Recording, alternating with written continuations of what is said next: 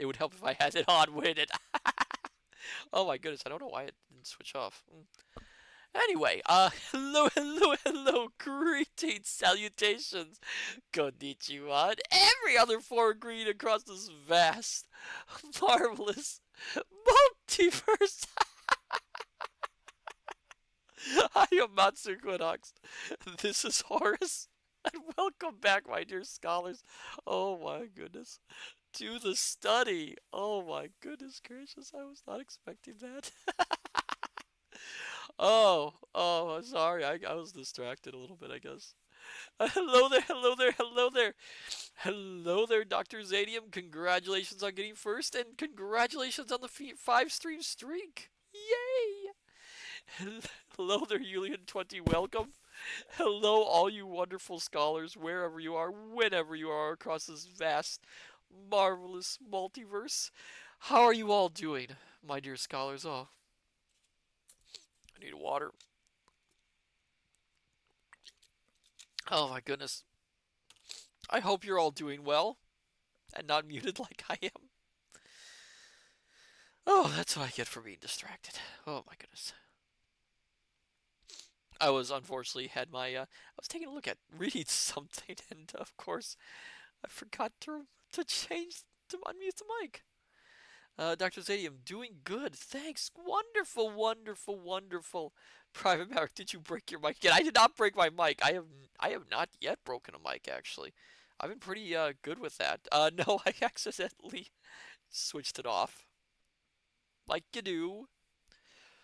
Julian20 spiffy. Yes, yes. Oh, good, good. Glad to hear that you're spiffy. I thought you were talking about me.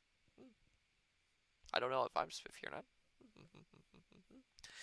Oh, today has been a really busy day. I mean, Horace and I went out a little bit. We had some fun.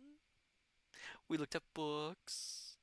We may have gotten some more books. I know the study has every single book that has ever existed, will ever exist, or could ever exist.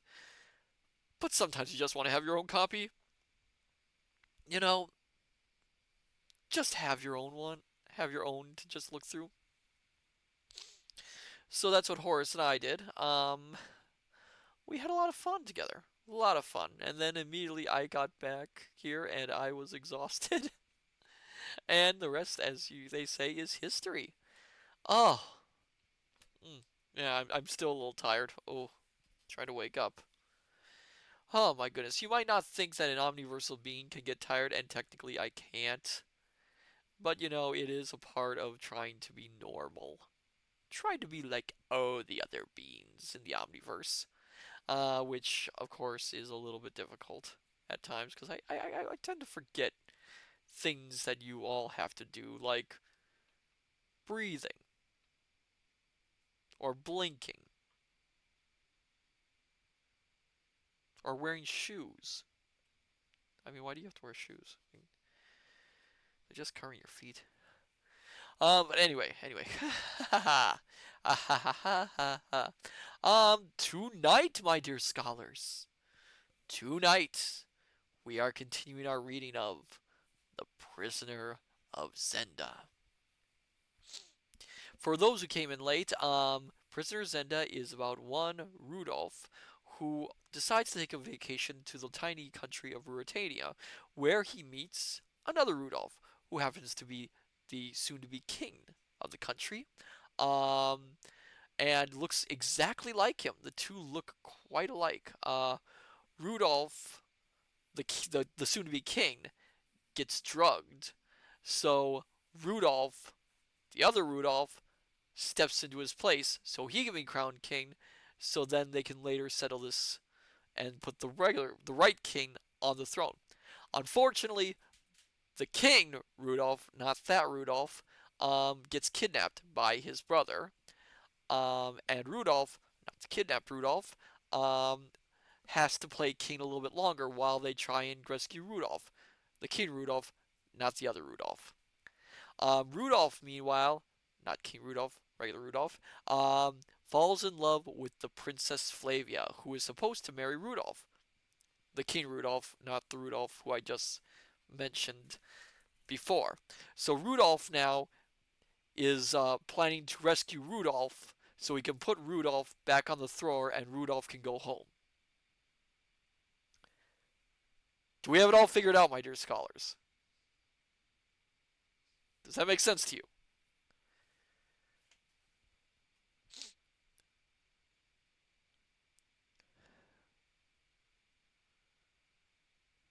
Million 20. Well, what do you mean, well? I just explained it all. Okay, I'll come in again. So this story is about Rudolph, who is visiting Ruritania, so he can where he meets the other Rudolph, not the first Rudolph, but the Rudolph who's gonna become king. And Rudolph is once replaces Rudolph, who is kidnapped. So Rudolph has to, you know, what, I'm getting confused myself, because Rudolph is is the cousin of Rudolph who looks like Rudolph, but Rudolph is not that Rudolph, and Rudolph, um which Rudolph. Okay. Anyway, it's a big mess, and they're gonna go and save the king. Okay, I think it might be best that we actually start reading. What say you, my dear scholars? I think that might be our best bet. Helium 20, yes, please. All right, sit back, my dear. All right then. So sit back, my dear scholars. Relax. Have a hot or cold beverage of your liking. Dim the lights, if possible, and let us begin our reading tonight of *The Prisoner of Zenda* by Anthony Hope. Excuse me.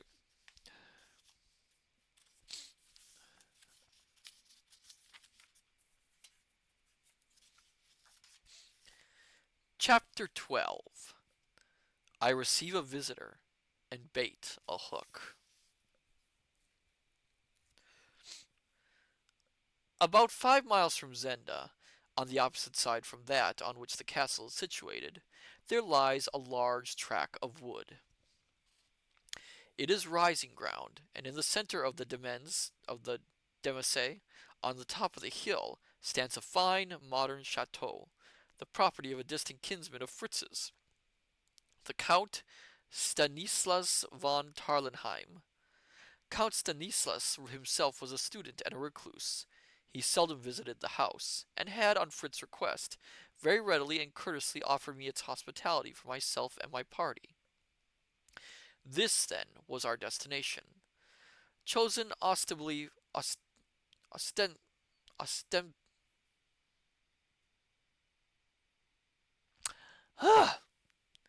chosen ostensibly for the sake of the boar hunting, for the wood was carefully preserved, and boars, once common all over Ruritania, were still to be found there in considerable numbers. Really, because it brought us within striking distance of the Duke of Strassau's more magnificent dwelling on the other side of the town. A large party of servants with horses and luggage started early in the morning. We followed at midday, traveling by train for 30 miles, and then mounting our horses to ride the remaining distance to the chateau. We were a gallant party. Besides Sap and Fritz, I was accompanied, not accomplished, I was accompanied by 10 gentlemen. Every one of them had been carefully chosen, and no less carefully sounded, by my two friends, and all were devotedly attached to the person of the king. They were told a part of the truth. The attempt on my life in the summer house was revealed to them, as a spur to their loyalty and an incitement against Michael. They were also informed that a friend of the king's was suspected to be forcibly confined within the castle of Zenda. His rescue was one of the objects of the expedition. But, it was added, the king's main desire was to carry into effect certain steps against his treacherous brother, as to the precise nature of which they could not at present be further enlightened. Enough that the king commanded their services and would rely on their devotion when occasion arose to call for it. Young, well-bred, brave, and loyal, they asked no more. They were ready to prove their dutiful obedience, and prayed for a fight as the best and most exhilarating mode of showing it. Thus the scene was shifted from Strasau to the chateau of Tarlenheim and castle of Zenda, which frowned at us across the valley. I tried to shift my thoughts also, to forget my love, and to bend all my energies to the task before me. It was to get the king out of the castle alive. Force was useless. In some trick lay the chance, and I had already an inkling of what we must do. But I was terribly hampered by the publicity which attended my movements. Michael must know by now of my expedition, and I knew Michael too well to suppose that his eyes would be blinded by the feint of the boar hunt. He would understand very well what the real quarry was. That, however, must be risked. That and all it might mean for Sap, no less than myself, recognized that the present state of things had become unendurable. And there was one thing that I dared to calculate on. Not, as I now know without warrant. It was this: that Black Michael would not believe that I meant well by the king. He could not appreciate, I will not say an honest man, for the thoughts of my own heart have been revealed, but a man acting honestly. He saw my opportunity as I had seen it, as Sap had seen it. He knew the princess, May, and I declare that a sneaking sort of pity for him invaded me. In his way, he loved her. He would think that Sap and Fritz could be bribed, so the bribe was large enough. Thinking thus, would he kill the king, my rival and my danger? Aye, verily, that he would, with a little compensation as he would kill a rat. With a little, wait, I read that wrong. With a little compunction as he would kill a rat. But he would kill Rudolf Rassendyll first, if he could, and nothing but the certainty of being utterly damned by the release of the king alive and his restoration to the throne would drive him to throw away the trump card which he held in reserve to balk the supposed game of the impudent impostor Rassendyll. Musing on all this as I rode along, I took courage. Michael knew of my coming, sure enough. I had not been in the house an hour when an imposing embassy arrived from him. He did not quite reach the impudence of sending my would-be assassins, but he sent the other three of his famous six, the three Ruritanian gentlemen, Lauengram, Krafstein, and Rupert Hentzau. A fine strapping trio they were, splendidly horsed and admirably equipped.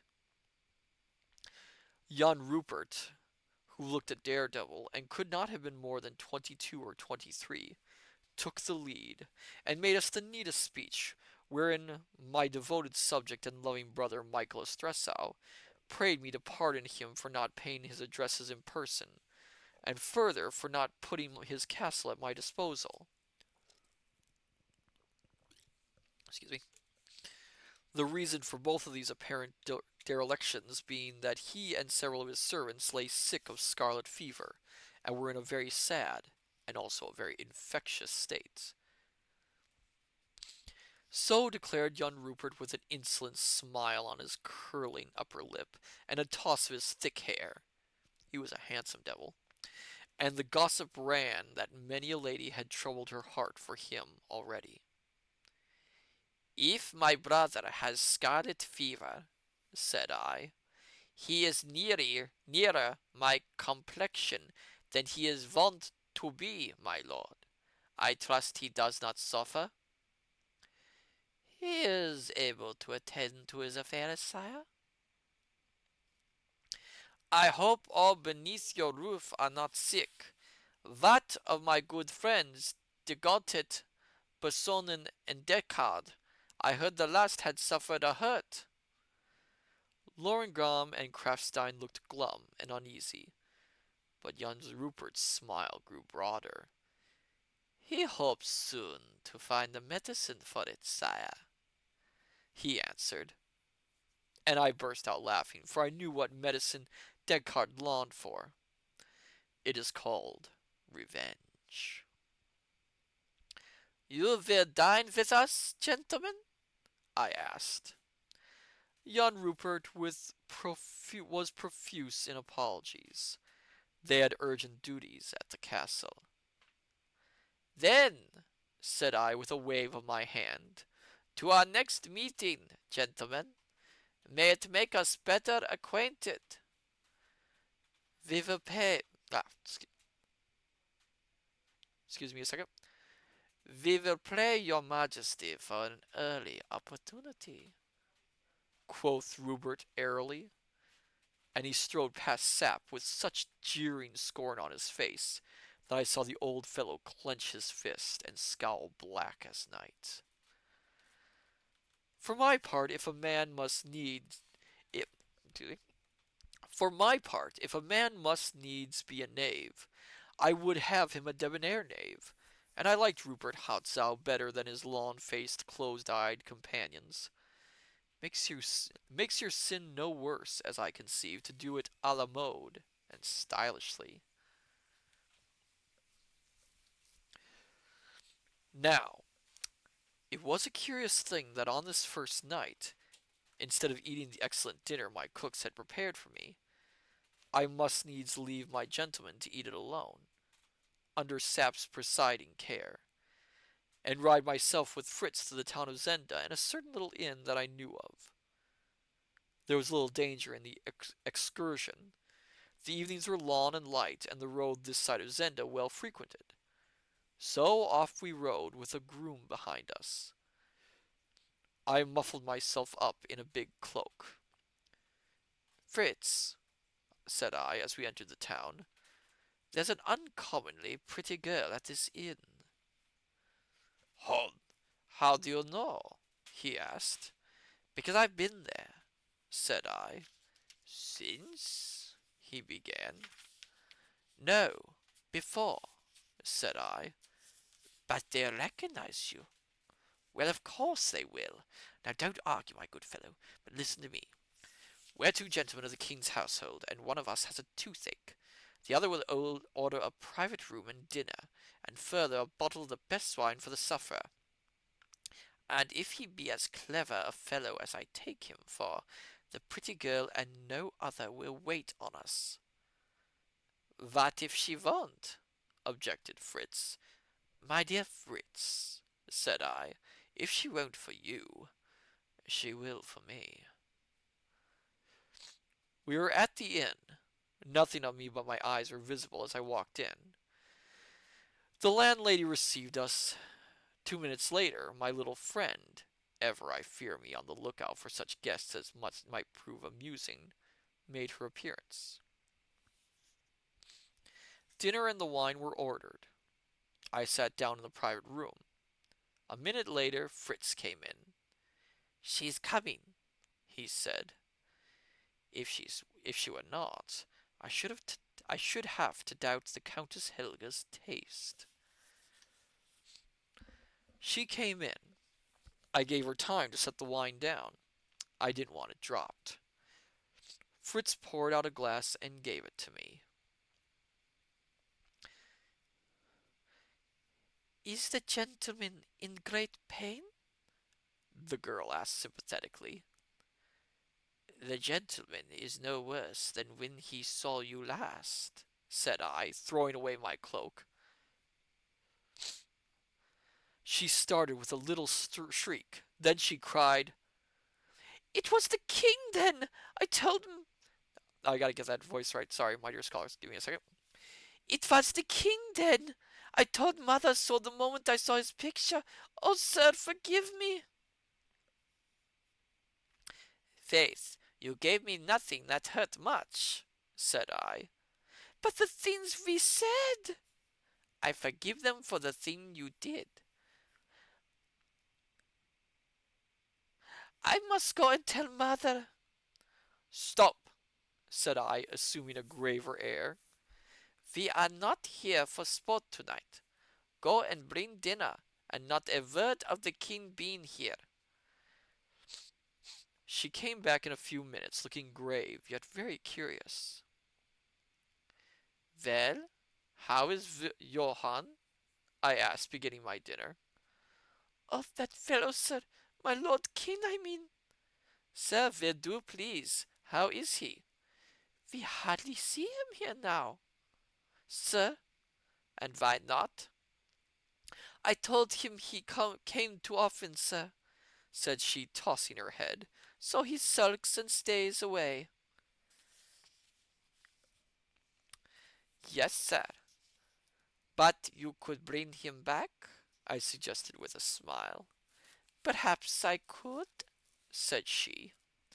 I know your powers, you see, said I, and she blushed with pleasure. It's not only that, sir, that keeps him away. He's very busy at the castle. But there's no shooting on now. No, sir, but he's in charge of the house. Johann turned housemaid? The little girl was brimming over with gossip. There are no others, said she. There's not a woman there, not as a servant, I mean. They do say, but perhaps it's false, sir. Let's have it for what it's worth, said I. I just bit my tongue doing that accent, oh dear. Indeed, I'm ashamed to tell you, sir. Oh, see, I'm looking at the ceiling. That's an odd phrase. They do say there is a lady there, sir, but except for her, there's not a woman in the place, and Johann has to wait on the gentleman. Ah, poor Johann, he must be overworked. Yet I'm sure he could find half an hour to come and see you. It would depend on the time, sir, perhaps. Do you love him? I asked. Not I, sir. And you wish to serve the king? Yes, sir. Then tell him to meet you at the second milestone out of Zenda tomorrow evening at 10 o'clock. Say you'll be there and will walk home with him. Do you mean him harm, sir? Not if he will do as I bid him. But I think I've told you enough, my pretty maid. See that you do as I bid you, and mind no one is to know that the king has been here. I spoke a little sternly, for there is seldom harm in infusing a little fear into a woman's liking for you. And I softened the effect by giving her a handsome present. I can't imagine what that would be, my dear scholars. Then we dined, and wrapping my cloak about my face, with Fritz leading the way, we went downstairs to our horses again. It was but 8:30, and hardly yet dark. The streets were full for such a quiet little place, and I could see that gossip was all agog. With the king on one side and the duke on the other, Zenda felt itself the center of all Ruritania. We jogged gently through the town, but set our horses to a sharper pace when we reached the open country. You want to catch this fellow Johann? Asked Fritz. Aye, and I fancy I've baited the hook right. Our little Dahlia will bring our Samson. Our little Delilah will bring our Samson. It is not enough, Fritz, to have no woman in a house, though brother Michael shows some wisdom there. If you want safety, you must have none within 50 miles. None nearer than Strassau, for instance, said poor Fritz with a lovelorn sigh. We reached the avenue of the chateau and were soon at the house. As the hoofs of our horses sounded on the gravel, Sap rushed out to meet us. "Thank God you're safe!" he cried. "Have you seen anything of them?" "Of whom?" I asked, dismounting. He drew us aside that the grooms might not hear. "Lad," he said to me, You must not ride about here unless with half a dozen of us. You know Manarmen, a tall young fellow, Bernstein by name? I knew him. He was a fine strapping young man, almost of my height and of light complexion. He lies in his room upstairs, with a bullet through his arm. The deuce he does! After dinner he strolled out alone, and went a mile or so into the wood. And as he walked, he thought he saw three men among the trees, and one leveled a gun at him. He had no weapon. He had no weapon, and he started at a run back toward the house. But one of them fired, and he was hit, and had much ado to reach here before he fainted. By good luck they feared to pursue him nearer the house. He paused and added, Lord, the bullet was meant for you. It is very likely, said I, and it's first blood to brother Michael. I wonder what I wonder which three it was, said Fritz. Well, sap, I said, I went out tonight for no idle purpose, as you shall hear, but there's one thing in my mind. What's that? He asked. Why this, I answered, that I shall ill requite the very great honours Ruritania has done me if I depart from it leaving one of those six alive. Neither with the help of God will I. And Sap shook my hand on that. Oh dear. Oh my goodness gracious, my dear scholars. Things are heating up a little bit. It does look, I think, for the rest of these chapters, we are going to be away from Stressau, as he said. So we are in the latter half of this story. Oh my goodness. Let me just check something. Da-da. We are a little bit more than halfway through the book, so let's continue on. Chapter 13. An improvement on Jacob's ladder. In the morning of the day after that, on which I swore my oath against the six, I gave certain orders, and then rested in greater contentment than I had known for some time. I was at work, and work, though it cannot cure love, is yet a narcotic to it, so that Sap, who grew feverish, marveled to see me sprawling in an armchair in the sunshine, listening to one of my friends who sang me amorous songs in a mellow voice, and induced in me a pleasing melancholy. Thus was I engaged when young Rupert Hentzau, who feared neither man nor devil, and rode through the demesne, where every tree might hide a marksman, for all he knew, as though it had been the park at Strasau, cantered up to where I lay, bowing with burlesque deference, and craving private speech with me in order to deliver a message from the Duke of Stressau. I made all withdraw, and then he said, seating himself by me, The king is in love, it seems. Not with life, my lord, said I, smiling. It is well, he rejoined. Come, we are alone, Rassendal. I rose to a sitting posture. What's the matter? I was about to call one of my gentlemen to bring your horse, my lord.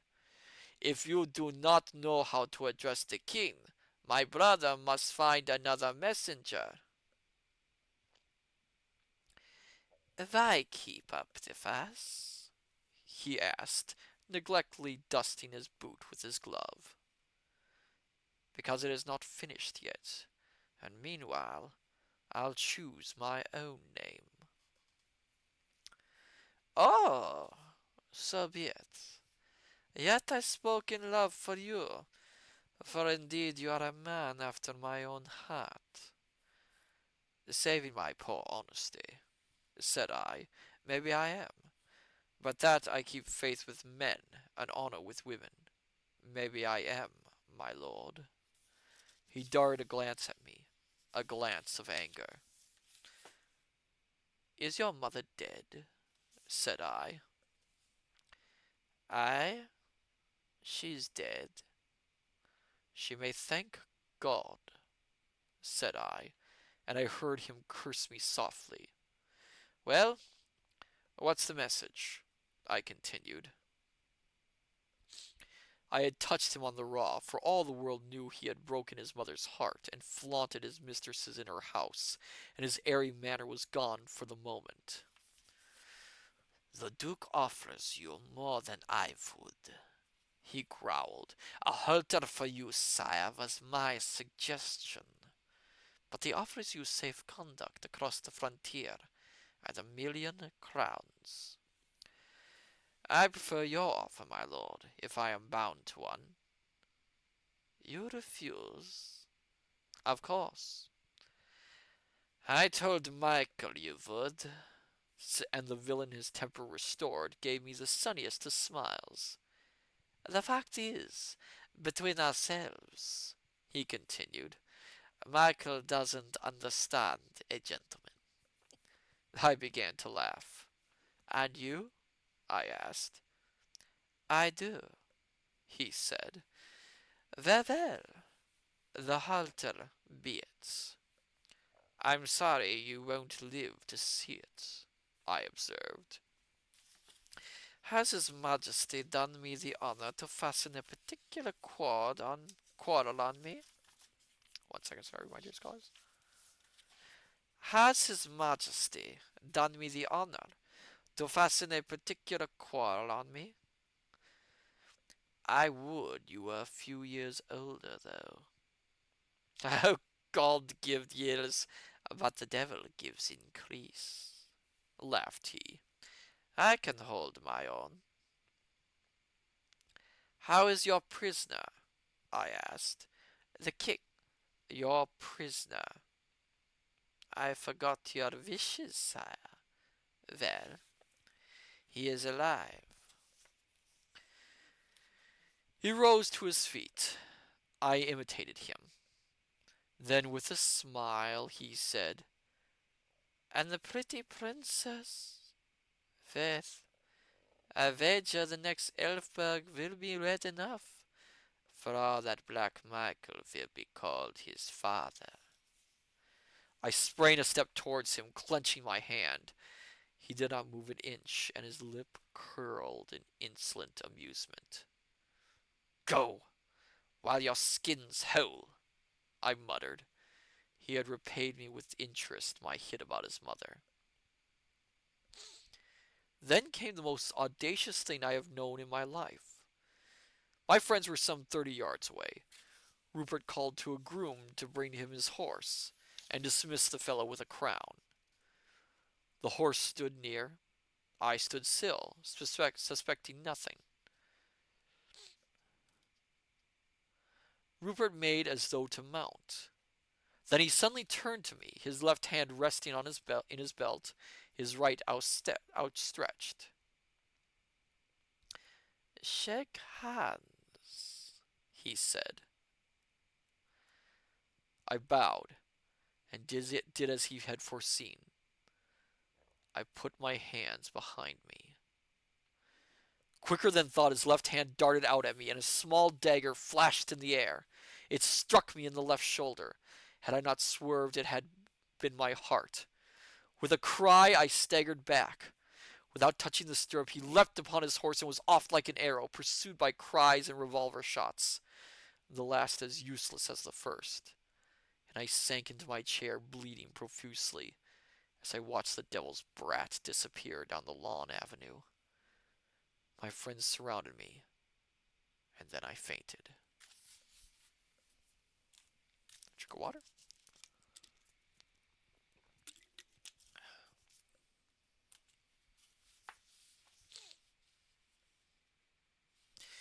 I suppose that I was put to bed, and there I lay unconscious or half conscious for many hours.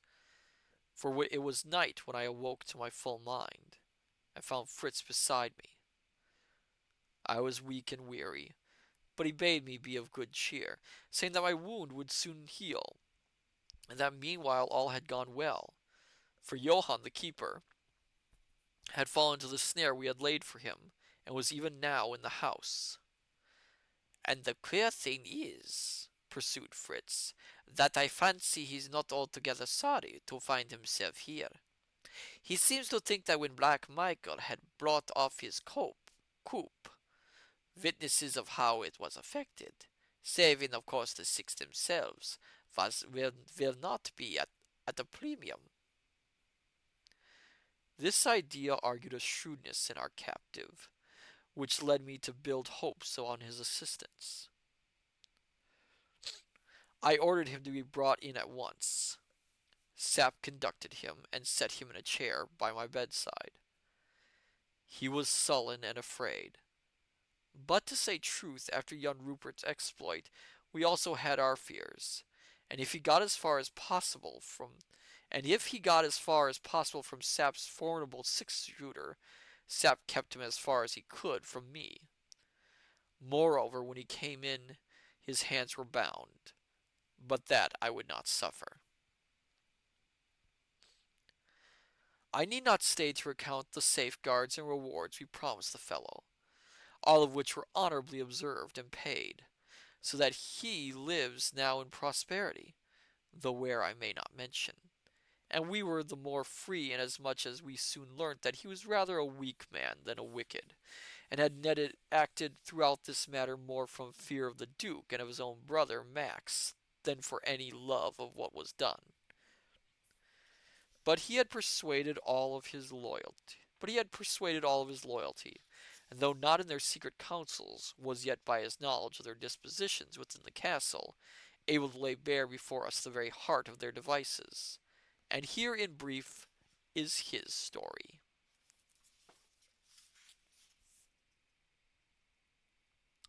Okay, I'm just trying to see if this is in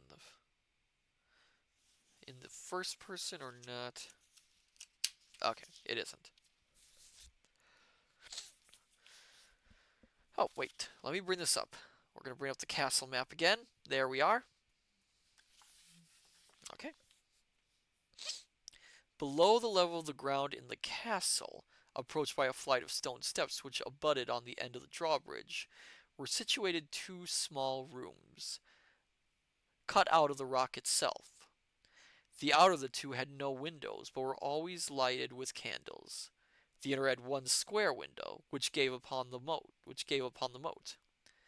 In the outer room there lay always, day and night, three of the six, and the instructions of Duke Michael were, that on any attack being made on the outer room, the three were to defend the door of it as long as they could without risk to themselves.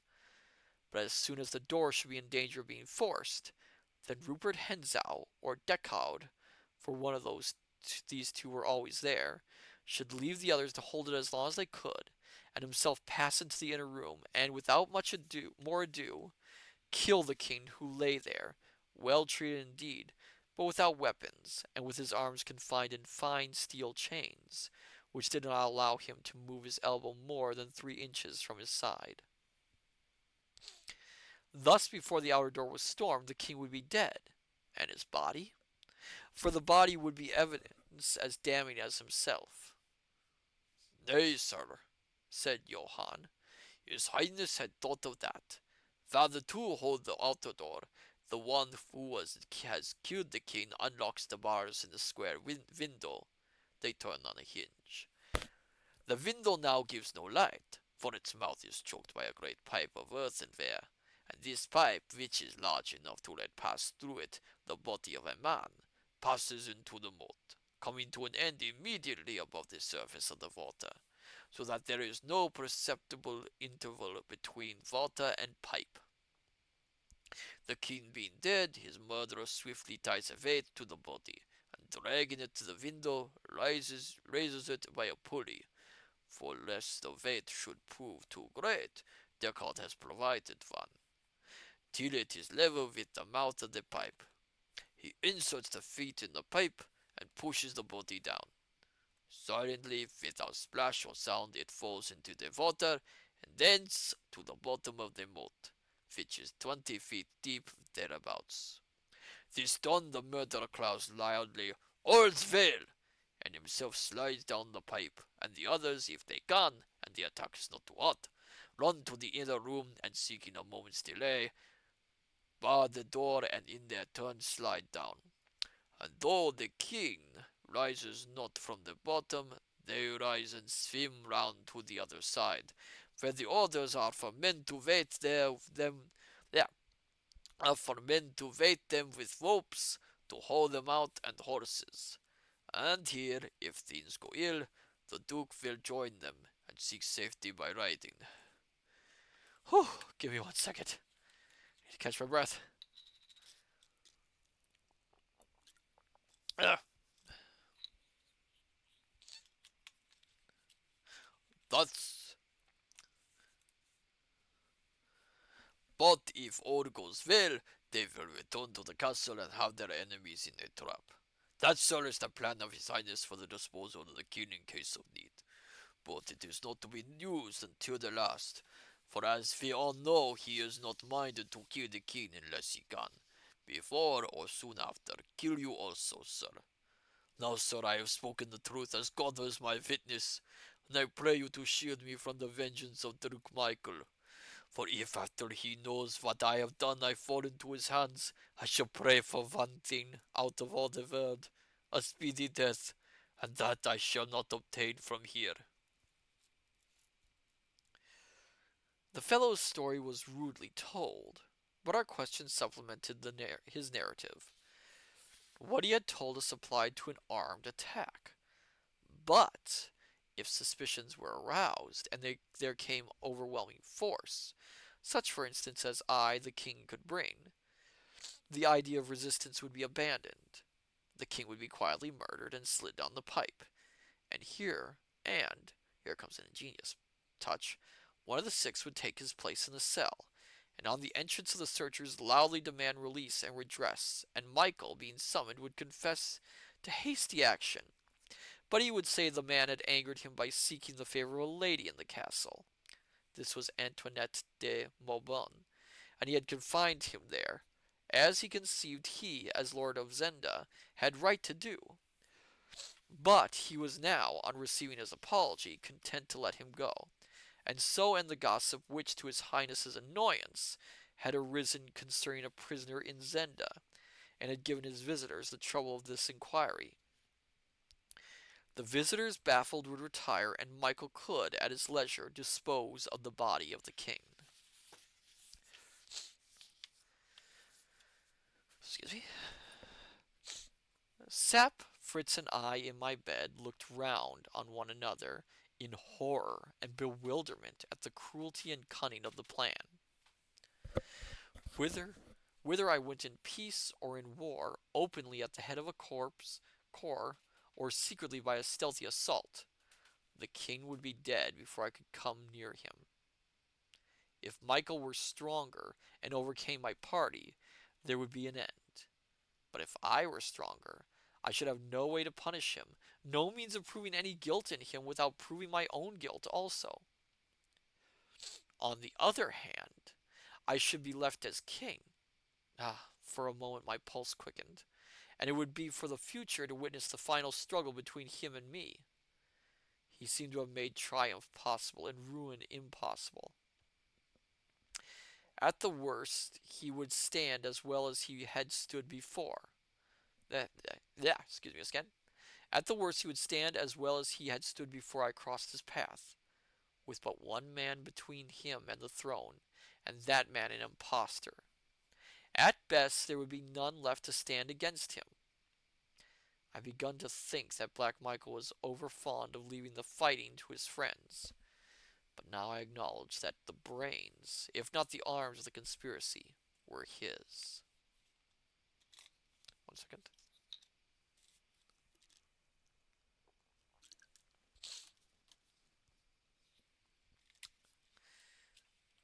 Give me a second. Does the king know this? I asked. I and my brother, answered Johann, put up the pipe under the orders of my lord of Hensau. He was on guard that day, and the king asked my lord what it meant. Faith, he answered, with his airy laugh, it is a new improvement on the ladder of Jacob. Whereby, as you have read, sire, men passed from the earth to heaven. We thought it not meet that your majesty should go. In case, sire, you must go by the common route. So we have made you a pretty private passage where the vulgar cannot stare at you or incommode your passage. That, sire, is the meaning of that pipe. And he laughed and bowed and prayed the king's leave to replenish the king's glass, for the king was at supper.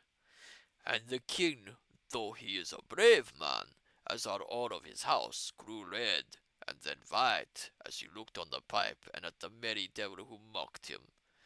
Ah, sir! And the fellow shuddered. It is not easy to sleep quiet in the castle of Zenda, for all of them would as soon as cut a man's throat as play a game at cards, and my lord Rupert would choose it sooner for a pastime than any other. Ay, sooner than he would ruin a woman, though he loves also. The man ceased, and I bade Fritz take him away and have him carefully guarded. And turning to him, I added, if anyone asks you if there is a prisoner in Zenda, you may answer yes.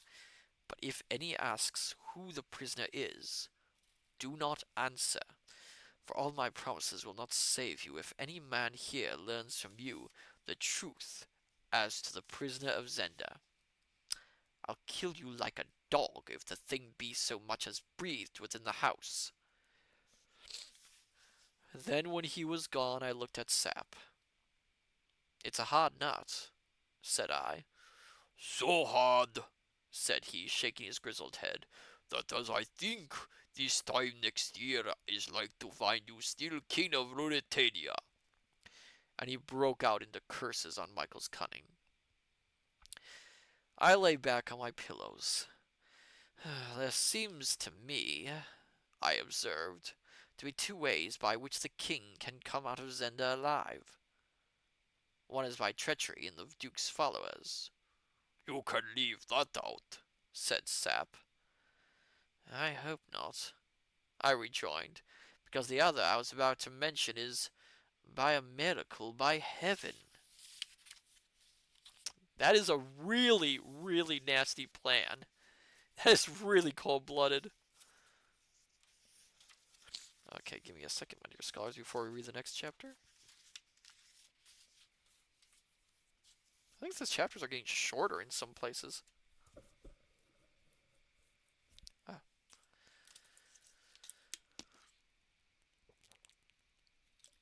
I hope you're all enjoying the story so far. I can see where all these little adventure bits, why it was popular. It's a very swashbuckling style story, but it's very modern at the same time. There's also a bit of a dream fulfillment, isn't there, in it? Like the idea that all of a sudden you could have all this power thrust onto you simply because of who you look like. So the idea, it's kind of a variation on the on like the Lost Prince or the Lost King in trope.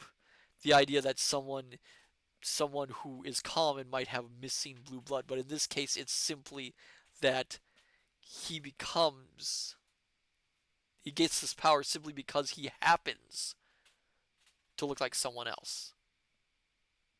It's actually really kind of brilliant. So I can see why it was popular. There's also a bit of a romanticism in it, which was at the time a very popular style.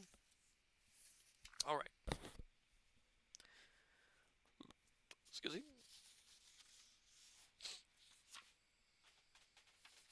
Excuse me. Chapter 14. A night outside the castle. It would have surprised the good people of Ruritania to know of the foregoing talk. For according to the official reports, I had suffered a grievous and dangerous hurt from an accidental spear thrust received in the course of my sport. I caused the bulletins to be of a very serious character and created great public excitement, whereby three things occurred. First, I gravely offended the medical facility of Strasau by refusing to summon to my bedside any of them, save a young man, a friend of Fritz, whom we could trust. Secondly, I received word from Marshal Stroxenes, Strocknes, how do you pronounce this name? Strokanesk, that my orders seemed to have no more weight than his, and that the Princess Flavia was leaving for Tallenheim under his unwilling escort. News whereat I strove not to be news whereat I strove not to be glad and proud. And thirdly, my brother, the Duke of Strasau, although too well informed to believe the account of the origins of my sickness, was yet persuaded by the reports and by my seeming inactivity that I was in truth incapable of action, and that my life was in some danger. This I learned from the man Johann, whom I was compelled to trust and send back to Zenda, where, by the way, Rupert Hansau had him soundly flogged for daring to smirch the morals of Zenda by staying out all night in the pursuits of love. This, from Rupert, Johann deeply resented, and the Duke's approval of it did more to bind the keeper to my side than all my promises. Excuse me. On Flavia's arrival I cannot dwell. Her joy at finding me up and well instead of on my back and fighting with death makes a picture that even now dances before my eyes till they grow too dim to see it. And her reproaches that I had not trusted even her most yeah, and her reproaches that I had not trusted even her must excuse the means I took to quiet them. In truth, to have her with me once more was like a taste of heaven to a damned soul, the sweeter for the inevitable doom that was to follow, and I rejoiced in being able to waste 2 whole days with her. And when I had wasted 2 days, the Duke of Stressau arranged a hunting party. The stroke was near now, for Sap and I, after anxious consultations, had resolved that we must risk a blow, our resolution being clinched by Johann's news that the king grew peaked, pale, and ill, and that his health was breaking down under his rigorous confinement. Now a man, be he king or no king, may as well die swiftly and as becomes a gentleman from bullet or thrust as wrought his life out in a cellar. That thought made prompt action and advisable in the interests of the king. From my own point of view, it grew more and more necessary, for Straxnes urged on me the need of a speedy marriage, and my own inclinations seconded him with such terrible insistence that I feared for my resolution. I do not believe that I should have done the deed I dreamt of, but I might have come to flight, and my flight would have ruined the cause. And yes, I am no saint, asked my little sister-in-law, and worse still might have happened. It is perhaps as strange a thing as have yeah, as has ever been in the history of a country, that the king's brother and the king's personator, in a time of profound outward peace, near a placid, undisturbed country town, under semblance of amity, should wage a desperate war for the person and life of the king.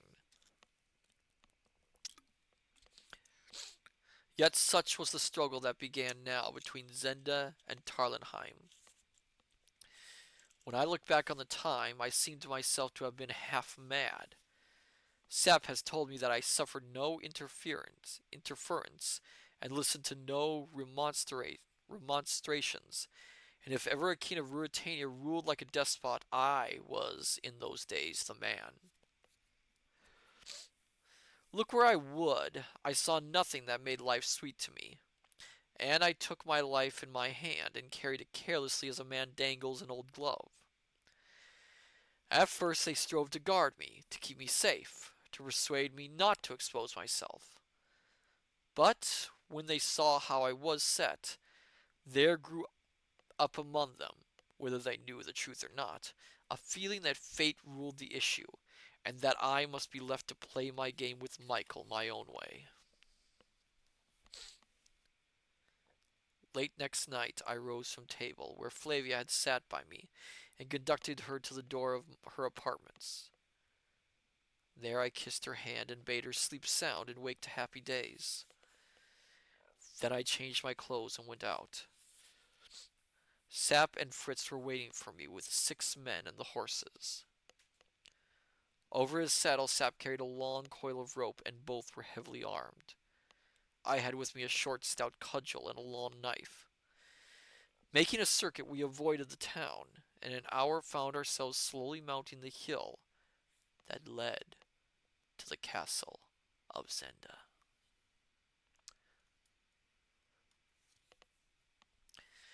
The night was dark and very stormy. Gusts of wind and spits of rain caught us as we breasted the incline, and the great tree moaned and sighed. When we came to a thick clump about a quarter of a mile from the castle, we bade our 6 friends hide there with the horses. Sap had a whistle, and they could rejoin us in a few moments if danger came. But up to now we had met no one. I hoped that Michael was still off his guard, believing me to be safe in bed. However that might be, we gained the top of the hill without accident, and found ourselves on the edge of the moat where it sweeps under the road, separating the old castle from it. A tree stood on the edge of the bank, and Sap silently and diligently set to make fast the rope. I stripped off my boots, took a pull at a flask of brandy, loosened the knife in its sheath, and took the cudgel between my teeth. Then I shook hands with my friends, not heeding a last look of entreaty from Fritz, and laid hold of the rope. I was going to have a look at Jacob's ladder.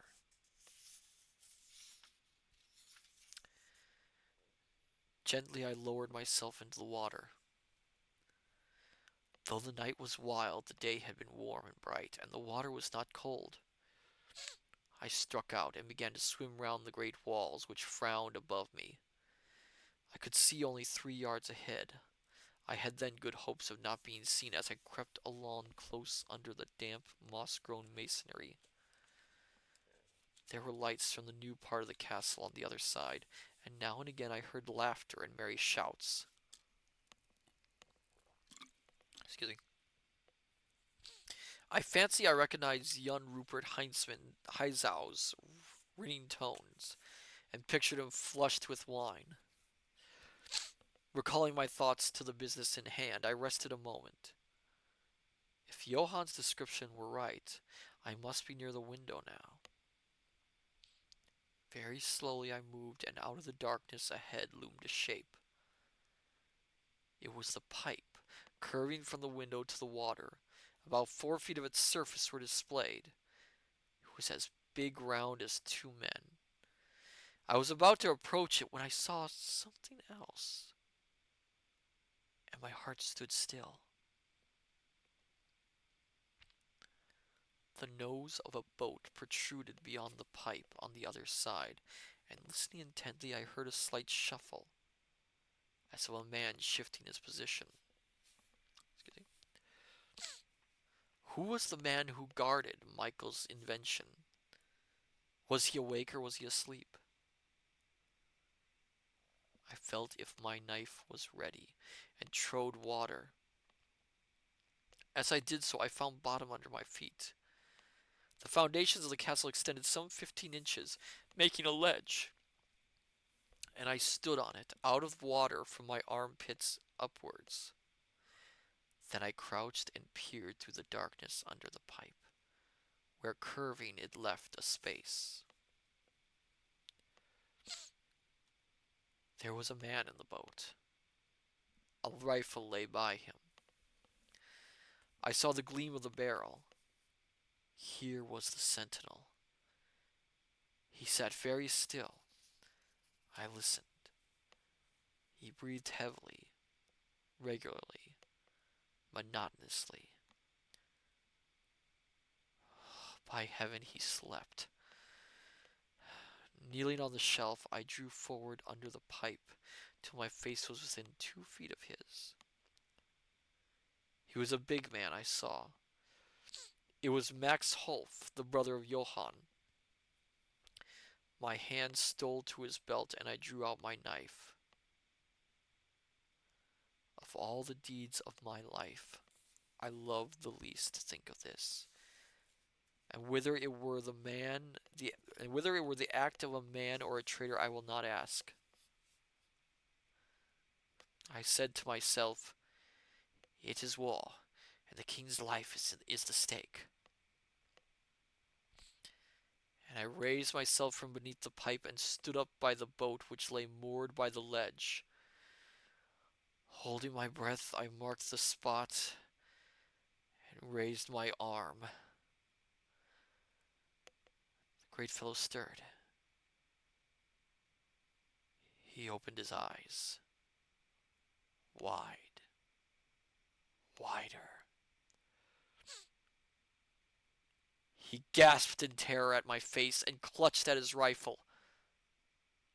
I struck home,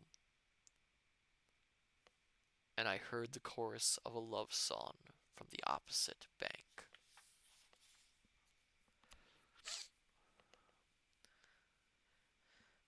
Leaving him where he lay, a huddled mass, I turned to Jacob's ladder. My time was short. This fellow's turn of watching might be over directly, and relief would come. Leaning over the pipe, I examined it from the end near the water to the topmost extremity where it passed, or seemed to pass, through the masonry of the wall. There was no break in it, no chink. Dropping on my knees, I tested the underside.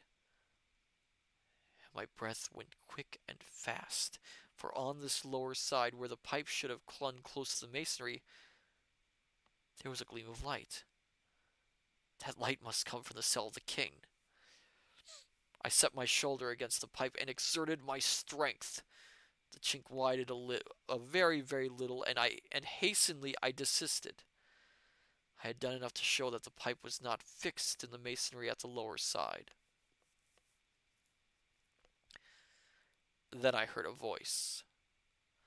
A harsh, grating voice. Well, sire, if you have had enough of my society, I will leave you to repose, but I must fasten the little ornaments first. It was Deckard. I caught the English accent in a moment. Have you anything to ask, sire, before we part? The king's voice followed. It was his, though it was faint and hollow, different from the merry tones I had heard in the glades of the forest. Pray, my brother, said the king, to kill me. I am dying by inches here. The duke does not desire your death, sire. Yet, sneered Deckard. When he does behold your path to heaven. No, sorry, misread that. When he does behold your path to heaven. The king answered, so be it. And now, if your orders allow it, pray leave me.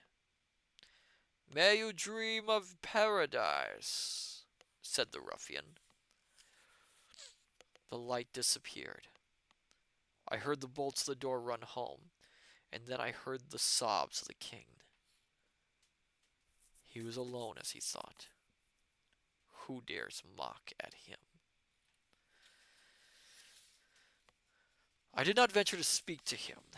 The risk of some exclamation escaping him in surprise was too great. I dared do nothing that night. And my task now was to get myself away in safety and to carry off the carcass of the dead man. To leave him there would tell too much. Casting loose the boat, I got in. The wind was blowing a gale now, and there was little danger of oars being heard. I rowed swiftly round to where my friends waited. I had just reached the spot when a loud whistle sounded over the moat behind me. "Hello, Max!" I heard shouted.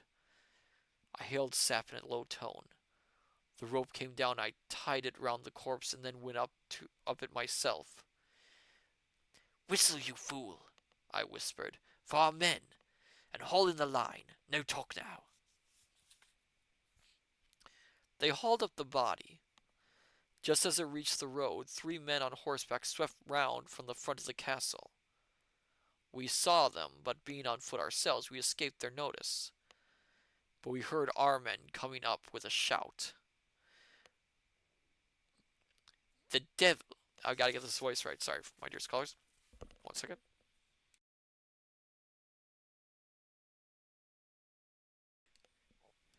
"The devil, but it's dark," cried a ringing voice. It was young Rupert. A moment later, shots rang out. Our people had met them. I started forward at a run, Sap and Fritz following me. "Thrust! Thrust!" cried Rupert again, and a loud groan following told.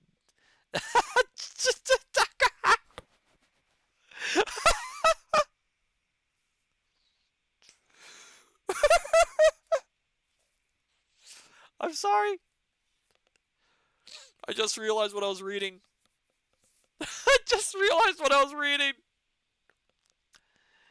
"Thrust, thrust!" cried Rupert again, and a loud groan following told that he himself was not behindhand.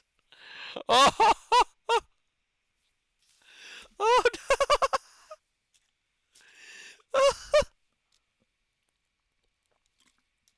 oh no! Oh no! Oh no! Oh no! No!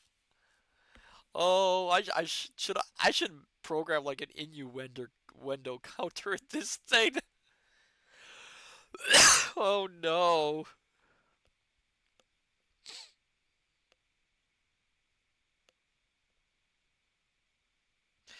"I'm done, Rupert," cried a voice. "They're 3-1. Save yourself." Private Maverick, Perry thrust goodness. I ran on, holding my cudgel in my hand. Suddenly a horse came towards me. A man was on it, leaning over his shoulder.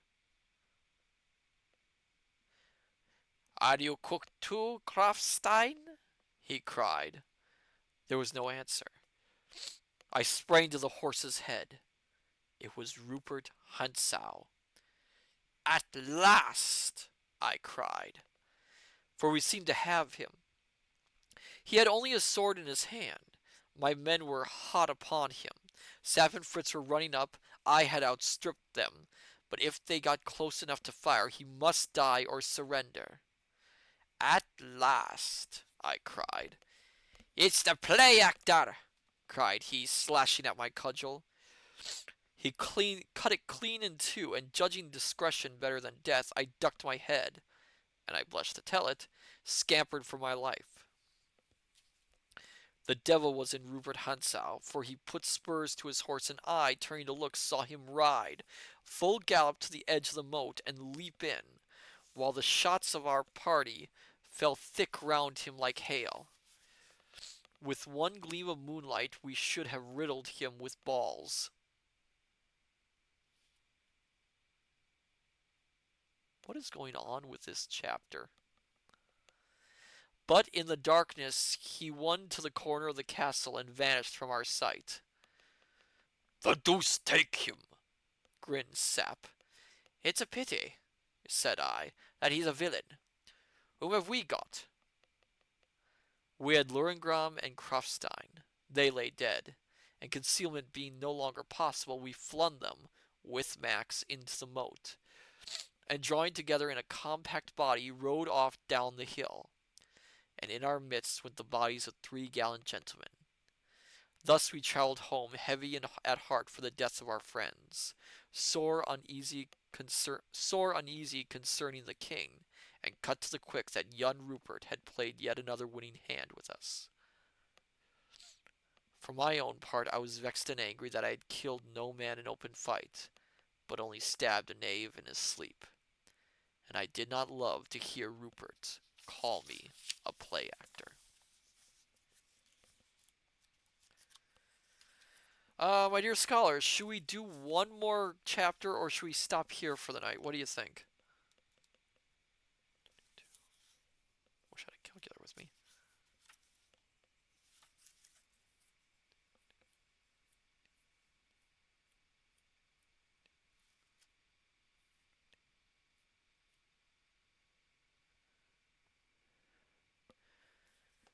One more, Julian says. Okay, I will try.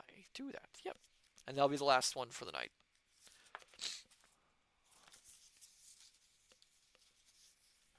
Wait a second. One more. It is early. Okay.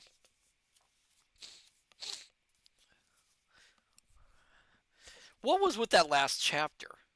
I cannot. That is just. Yeah.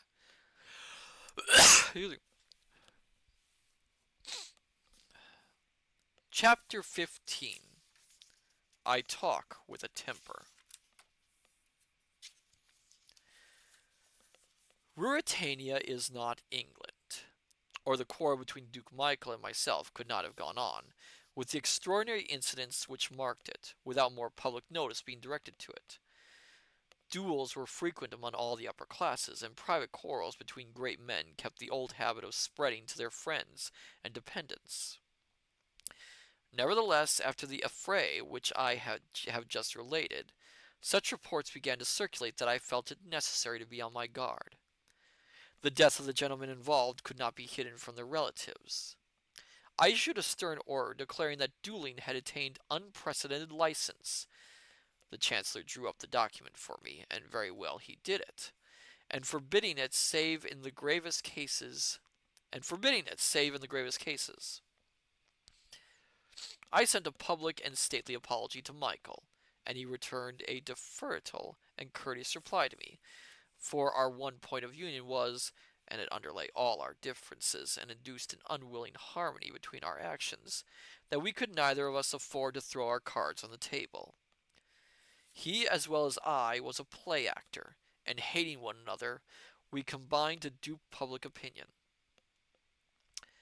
Unfortunately, however, the necessity for concealment involved the necessity of delay. The king might die in his prison, or even be spirited off somewhere else. It could not be helped.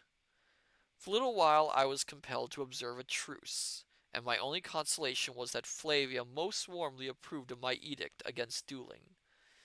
And when I expressed delight at having won her favor, prayed me, if her favor were any yeah, were any motive to me, to prohibit the practice altogether. Wait till we are married, said I, smiling. Not the least peculiar result of the truce, and of the secrecy which dictated it, was that the town of Zenda became in the daytime, I would not have trusted far to its protection by night, a sort of neutral zone, where both parties could safely go, and I, riding down one day with Flavia and Sap, had an encounter with an acquaintance, which presented a ludicrous side, but was at the same time embarrassing. As I rode along, I met a dignified looking person driving in a two-horsed carriage. Excuse me. He stopped his horses, got out, and approached me, bowing low. I recognized the head of the Strasau police. Your Majesty's ordinance as to dueling is receiving our best attention, he assured me. If the best attention involved his presence in Zenda, I determined at once to dispense with it. Is that what brings you to Zenda, Prefect? I asked. Why, no, sire. I am here because I desire to oblige the British ambassador. What's the British ambassador doing down St. Clair? Said I carelessly. A young countryman of his, sire, a man of some position, is missing. His friends have not heard from him for 2 months, and there is reason to believe that he was last seen in Zenda. Flavia was paying little attention. I dared not look at Sap. What reason? A friend of his in Paris, a certain M. Flethery, has given us information which makes it possible he came here, and the officials of the railway recollect his name on some luggage. What was his name? Rossendale, sire, he answered, and I saw that the name meant nothing to him. But glancing at Flavia, he lowered his voice as he went on. It is thought that he may have followed a lady here. Has your majesty heard of a certain Madame de Maubon? Why, yes, said I, my eye involuntarily traveling towards the castle. She arrived in Ruritania about the same time as this Rassilon. I caught the prefect's glance. He was regarding me with inquiry writ large on his face. Sup, said I must speak a word to the prefect. Will you ride on a few paces with the princess? And I added to the prefect, Come, sir, what do you mean? He drew close to me, and I bent in the saddle. If he were in love with the lady, he whispered, nothing has been heard of him for 2 months. This time it was the eye of the prefect who had travelled towards the castle. Yes, the lady is in there, I said quietly, but I don't suppose Mr. Rassadile is that the name? Is. The Duke, he whispered, does not like rivals, sire. You're right there, said I with all sincerity, but surely you hint at a very grave charge. He spread his hands out in apology. I whispered in his ear, This is a grave matter. Go back to Strassau. But sire, if I have a crew here.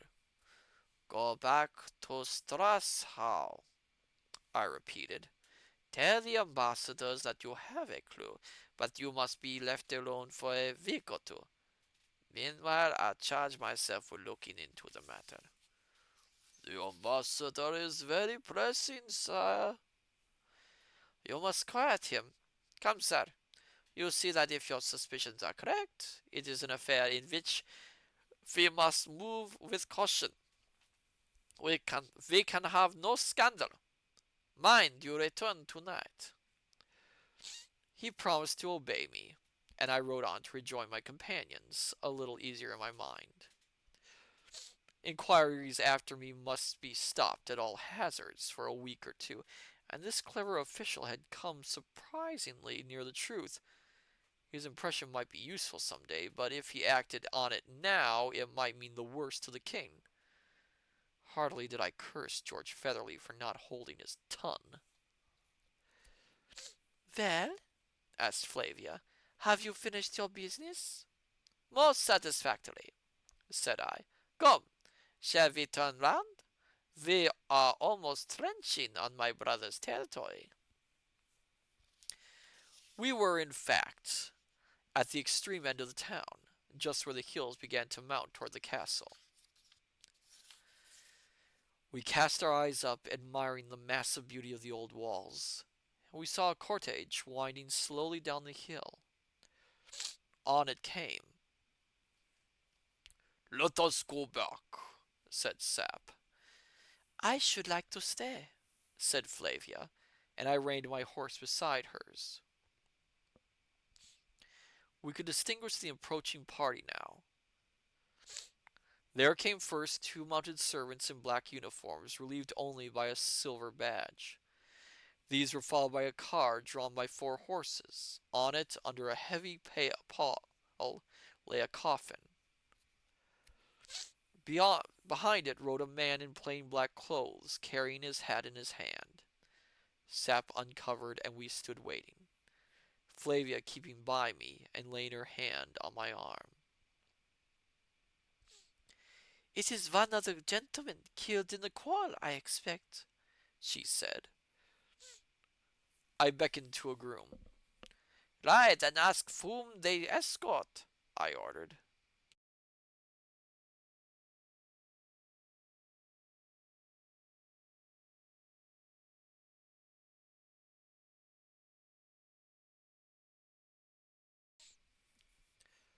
He rode up to the servants, and I saw him pass on to the gentleman who rode behind.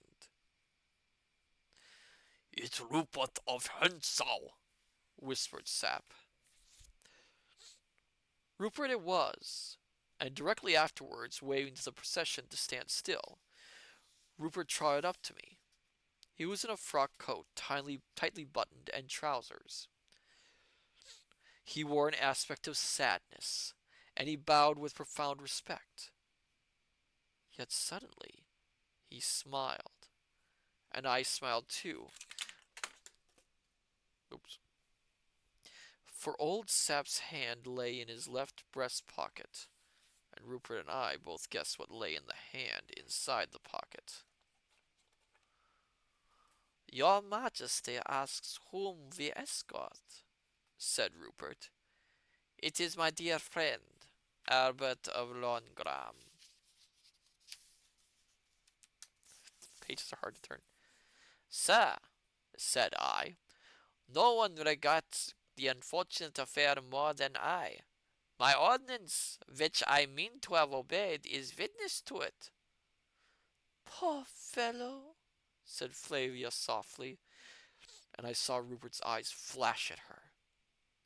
Whereat I grew red, for if I had my way, Rupert Hatzow should not have defiled her by so much as a glance. Yet he did it and dared let admiration be seen in his look. Your Majesty's words are gracious. Oh, thank you for the resubscribe, Sophia. Welcome. You like maps. Oh, wonderful. Wonderful. Oh, thank you for the hydrate. I just opened up a new bottle of water, too. I have to do one. We are on the last chapter for the evening, I think. And they are getting very close to trying to get into the castle. Welcome, Sophia. Glad to have you here. Pardon the sniffling. There's a lot of dust in the study tonight.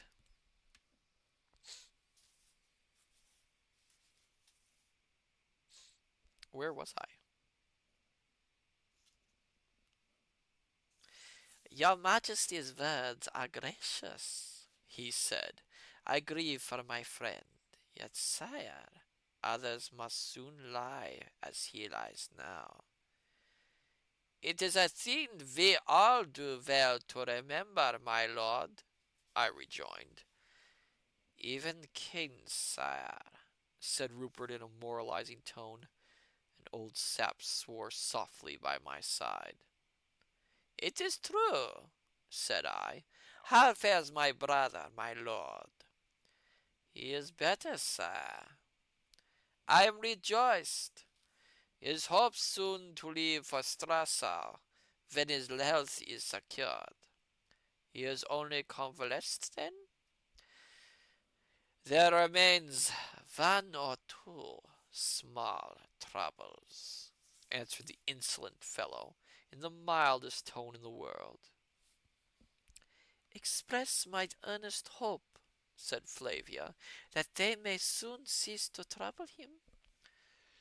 Your Royal Highness's wish is humbly my own, said Rupert with a bold glance that brought a blush to Flavia's cheek. I bowed, and Rupert, bowing lower, backed his horse and signed to his party to proceed. With a sudden impulse, I rode after him. He turned swiftly, fearing that even in the presence of the dead and before a lady's eyes, I meant him mischief. You fought as a brave man the other night, I said. Come, you are young, sir. If you will deliver your prisoner alive to me, you shall come to no harm. He looked at me with a mocking smile, but suddenly he rode nearer to me. I'm unarmed, he said, and our old sap there could pick me off in a minute. I'm not afraid, said I. No, curse you, he answered. Look here, I made you a proposal from the Duke once. I'll hear nothing from Black Michael, said I. Then hear one from me. He lowered his voice to a whisper. Attack the castle boldly. Let Sap and Tallenheim lead.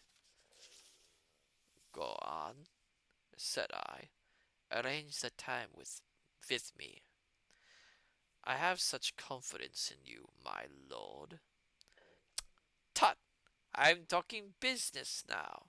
Sap there and Fritz will fall. Black Michael will fall. What? Black Michael will fall, like the dog he is. The prisoner, as you call him, will go by Jacob's ladder. Ah, you know that. To hell. Two men will be left. I, Rupert Henshaw, and you, the king of Ruritania. He paused, and then in a voice that quivered with eagerness added, Isn't that a hand to play? A throne, and your princess. And for me, say, competence, and your majesty's gratitude. Surely, I exclaimed, while you're above ground, hell wants its master. There, think it over, he said, and look you, it would take more than a scruple or two to keep me from yonder girl. And his evil eye flashed again at her I loved. Get out of my reach, said I, and yet in a moment I began to laugh for the very audacity of it. Would you turn against your master? I asked. He swore at Michael for being what the offspring of a legal, though hold on. He swore at Michael for being what the offspring of a legal, though morganatic union should not be called, and said to me in an almost confidential and apparently friendly tone, He gets in my way. No. He gets in my way, you know. He's a jealous brute. Faith, I nearly struck a knife into him last night. He came most cursedly.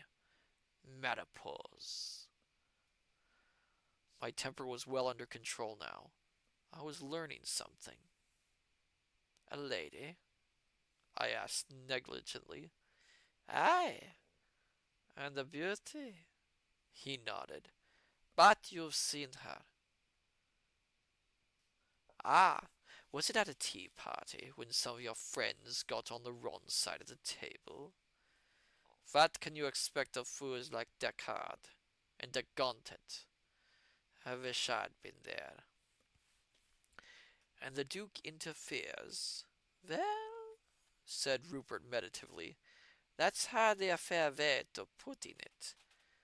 Perhaps I want to interfere. And she prefers the Duke. Aye, the silly creature. Ah, well, you'll think about my plan.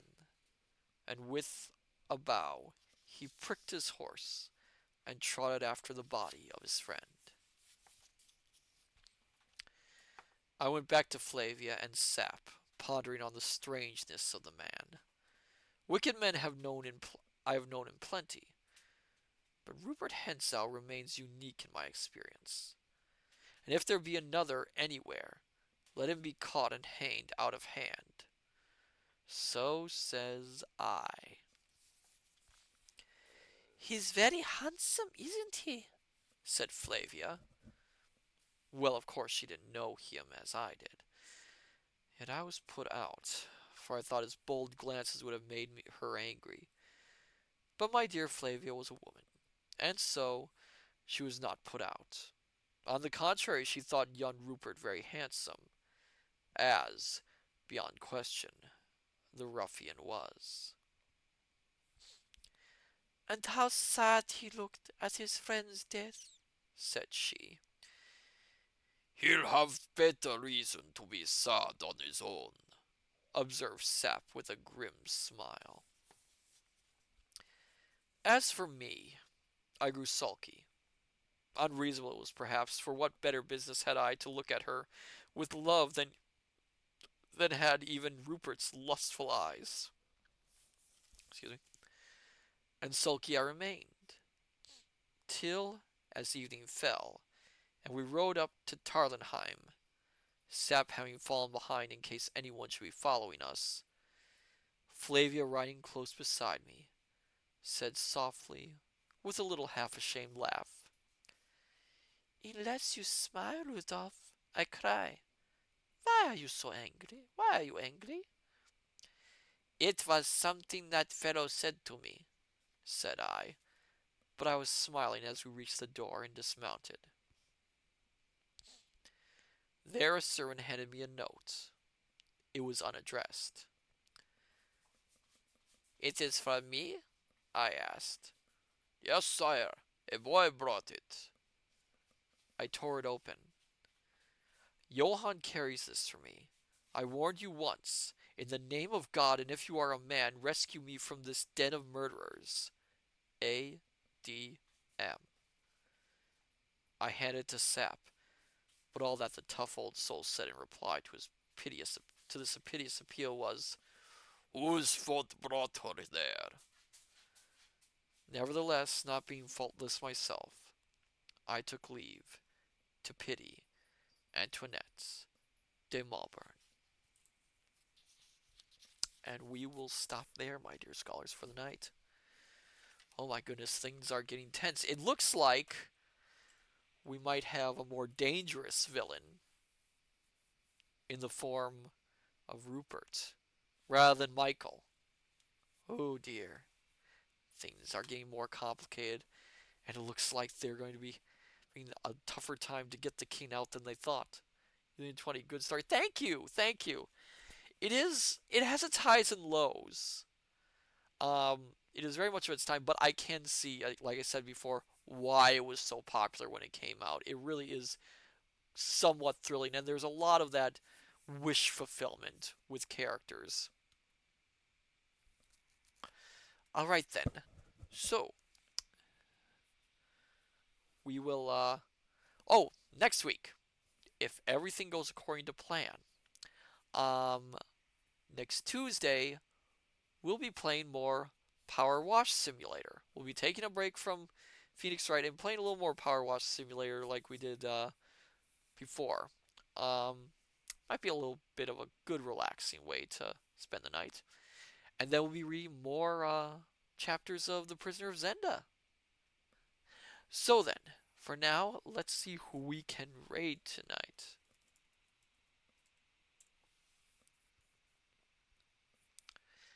Alright, let's see. Who is there available?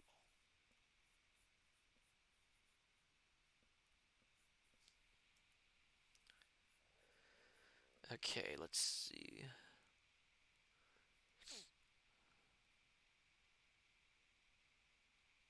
Should we raid a reading streamer? Who should we raid? Let me just double check this. I don't know if there's any reading streamers out tonight.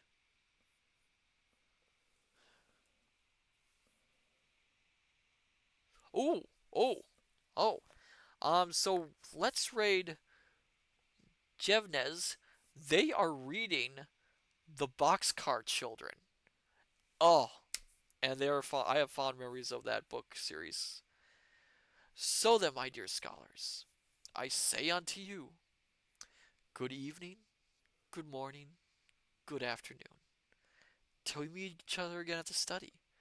Take care, and I shall see you next time. Till then, farewell and bye bye.